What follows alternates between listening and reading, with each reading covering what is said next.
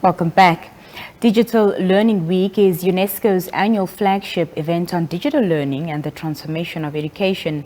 The event aims to convene the community of digital education leaders.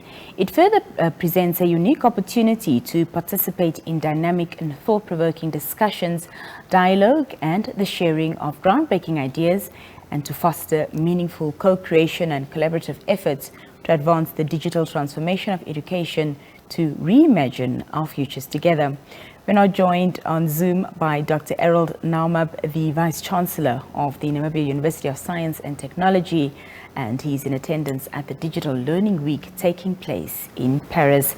Dr. Naomab, good evening and welcome to the Daily Roundup. Good evening, Nina, and thanks so much for the invite and thanks for having me. Thank you so much for joining us, Doctor. Just to start with, Dr. Naomab, perhaps you can talk to us about how you envision the integration of, digital learning at NUST and what steps, you're taking to achieve this vision. Well, first, perhaps we are University of Science and Technology, Nina, and our strategies would have to be aligned to the mandate of NUST. Perhaps the first and the most important strategy is to, develop national capacity, national skill set and competencies in artificial intelligence. The second most important strategy for us is to advance research, innovation, and enterprise development and social inclusive community engagement. We currently offer short courses and academic programs from bachelor's to master's levels qualifications in artificial intelligence. However, NUST will, for the very first time, offer a standalone program in artificial intelligence at the bachelor's level as well as at the honors level. This would be rolled out next year. Mm-hmm. Talk to us a bit more about the current digital learning initiatives at NUST and their impact so far, and also how these initiatives align with the broader strategic goals for the university.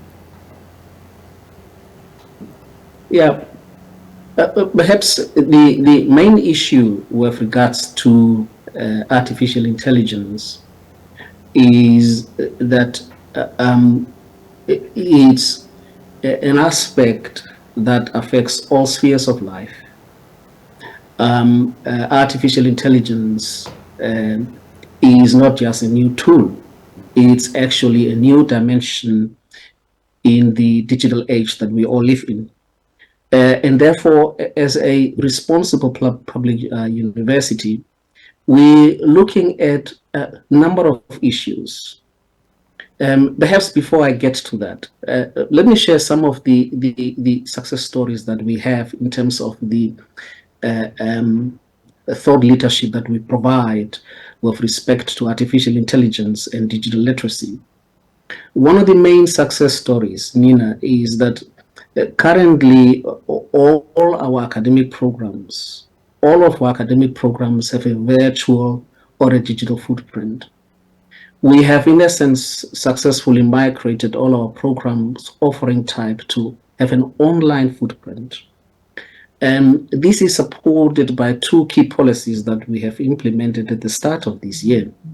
One policy is the flexible and hybrid learning policy, and the second policy is what is known as the open educational resource policy.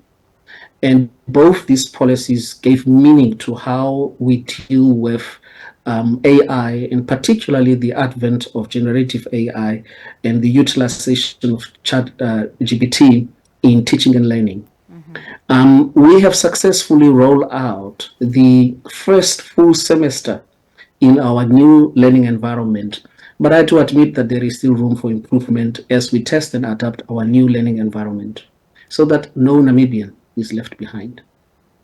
As I mentioned earlier, Dr. Naomab, you're obviously at the Digital Learning Week in Paris. So talk to us about, the collaborations or partnerships perhaps that you're hoping to establish while being there. Yeah, Nina, we are an international university. and we have a very good international reputation as a university.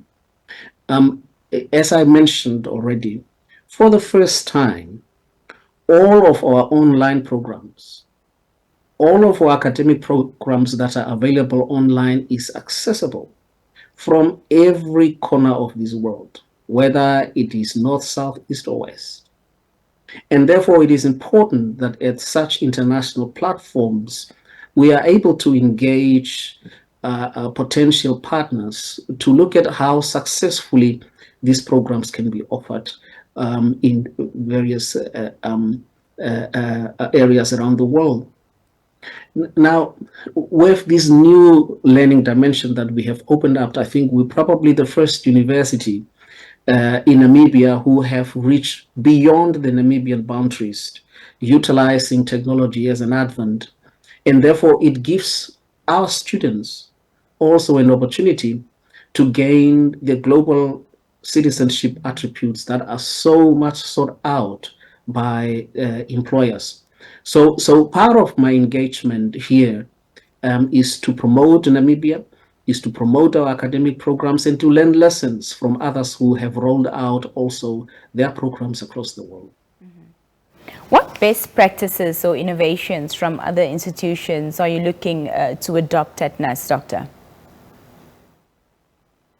Yeah, one of the things that I think is perhaps best practices that we are looking at is the next phase of our digital transitioning as an institution will focus on really deep diving into the aspects, mostly the academic aspects of teaching and learning.